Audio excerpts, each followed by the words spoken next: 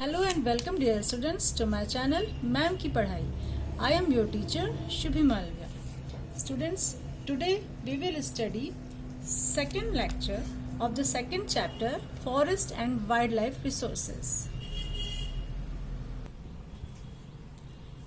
Students, in first lecture we have read about the flora and fauna and their species which come in vulnerable, extinct and many other.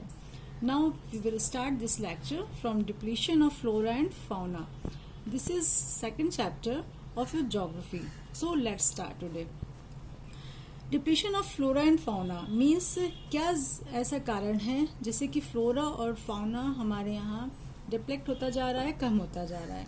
Humans responsibility, almost हम ही लोगों की ये responsibility है.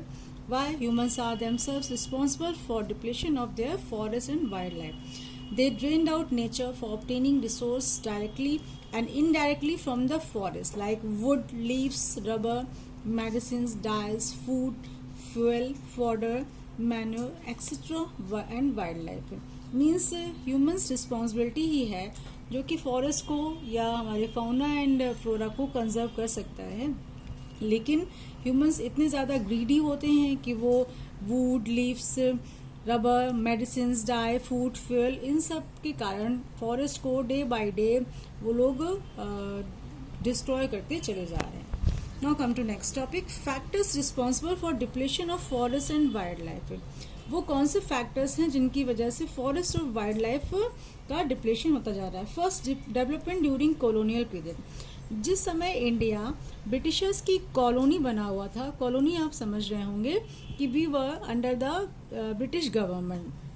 तो उस समय British government को बहुत ज़्यादा कई सारी एक्टिविटीज़, न्यू एक्टिविटीज़ को स्टार्ट करना था, सच एज रेलवे नेटवर्क. तो इन सब चीज़ों की वजह से जो ब्रिटिशर्स थे they have started to clear the forest. उन्होंने फॉरेस्ट को क्लियर करना स्टार्ट कर दिया और फॉरेस्ट को ओवर यूज करना शुरू कर दिया. Next one is agricultural expansion. जैसे जैसे एग्रीकल्चर को बढ़ाने की ज़रूरत हुई या बढ़ाया गया वैसे वैसे फॉरेस्ट को क्लियर कर दिया गया, जिसकी वजह से फॉरेस्ट एरिया हमारे यहाँ डिप्लेक्ट होता चला गया. Shifting cultivation. It is a type of slash and burn. Already you must understand about the jhum cultivation or slash and burn cultivation. A large part of tribal belts of northeastern and central India have been deforested by this type of agriculture. इस तरह की खेती करने का काम north eastern और central India में बहुत ज़्यादा होता है और जिसकी वजह से जो फॉरेस्ट होते हैं दे आर डिफॉरेस्टेड. इस केवल एग्रीकल्चर की वजह से, क्योंकि इसकी वजह से they have to clear some area in the forest. Fourth point is large scale development projects.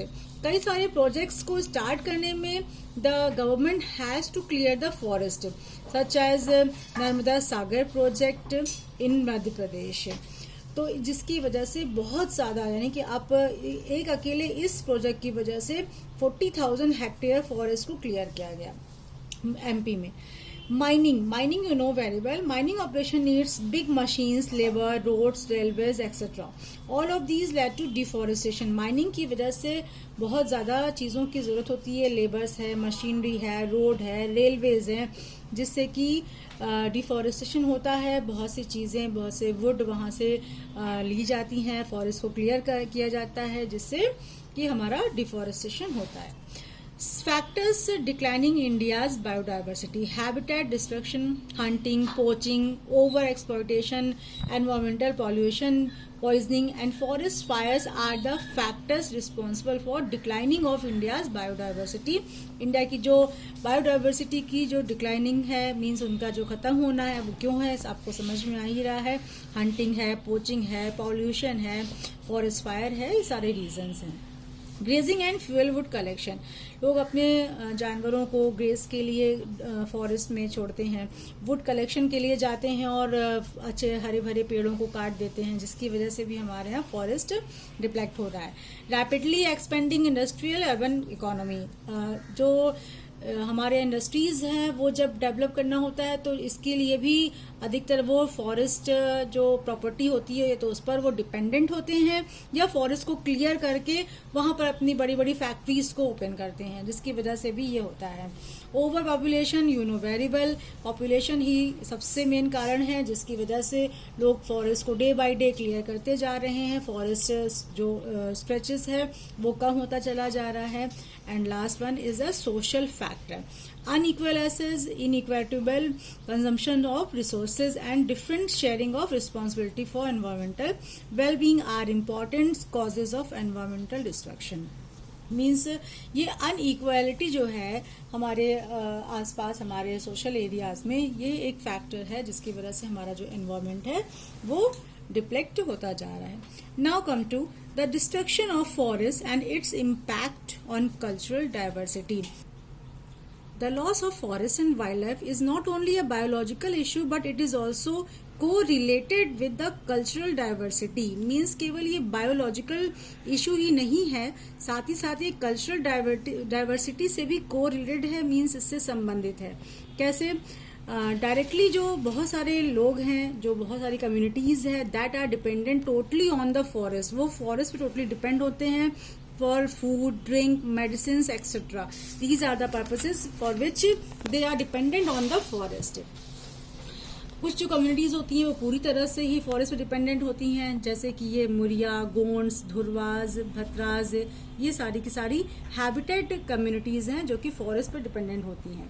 Even among the poor the women are affected more than man, और इसमें सबसे ज्यादा मेन से ज्यादा विमेन अफेक्टेड होती हैं। These are many reasons for it. इसका main reason क्या है? In many societies women bear the major responsibility of collection of well, क्योंकि मेन जो कलेक्शन ऑफ वेल का, यानी कि जैसे लकड़ियां चुनने का काम है, ये सब काम जो होता है वो विमेन्स का होता है। Fodder, water, other basic needs को भी जो कलेक्शन होता है वो विमेन्स के थ्रू होता है। तो जब कभी भी आपका फॉरेस्ट सोसाइटी या फॉरेस्ट एरिया डिप्लेक्ट होगा तो इस कंडीशन में विमेन को ही सबसे ज्यादा सफर करना पड़ता है। Most of the time they have to walk for more than 10 kilometres to collect the basic necessities, और ज्यादातर उनको कम से कम 10 किलोमीटर से ज्यादा दूर तक के एरिया में जाना पड़ता है अपनी नेसेसरी जो भी बेसिक चीजें हैं उन चीजों का कलेक्शन करने के लिए। This area walking about causes serious health problems, जिसकी वजह से उनको अक्सर ही कई प्रकार की हेल्थ प्रॉब्लम्स को भी फेस करना पड़ता है। Deforestation has led to the adverse effect as under, और डिफॉरेस्टेशन की वजह से कई सारे बहुत ही ज्यादा खास बुरे प्रभाव पड़ते हैं, जिनमें नंबर 1 आपका आता है poverty. Deforestation is responsibility for poverty. जैसे कि मैंने बताया कि कई सारी कम्युनिटीज होती है जो टोटली डिपेंडेंट होती है फॉरेस्ट जो भी कलेक्शन होता है उस पर, फॉरेस्ट प्रॉपर्टी पर। तो जब फॉरेस्ट ही नहीं रहेगा या फॉरेस्ट का एरिया कम हो जाएगा तो ऑब्वियसली उन लोगों की जो भी सोर्स ऑफ इनकम होता है वो खत्म हो जाएगा या कम हो जाएगा, and people become poor. Drought, deforestation leads to drought because forest help in rainfall, और फॉरेस्ट की वजह से ही रेनफॉल होता है, और जब आपका डिफॉरेस्टेशन की वजह से रेनफॉल होता है, और जब आपका रेनफॉल ज्यादा हो जाएगा तो वहां पर आपका फ्लड आ जाएगा, और अगर रेनफॉल नहीं होगा तो वहां पर ड्रॉथ हो जाएगा। तो इस तरह से ये आपने देखा फ्लड हो चाहे ड्रॉथ हो, दोनों ही आपका जो कॉज है वो फॉरेस्ट कट होने की वजह से है। Students, I am ending my video here. Stay tuned for next video and don't forget to like, subscribe, comment and share my channel.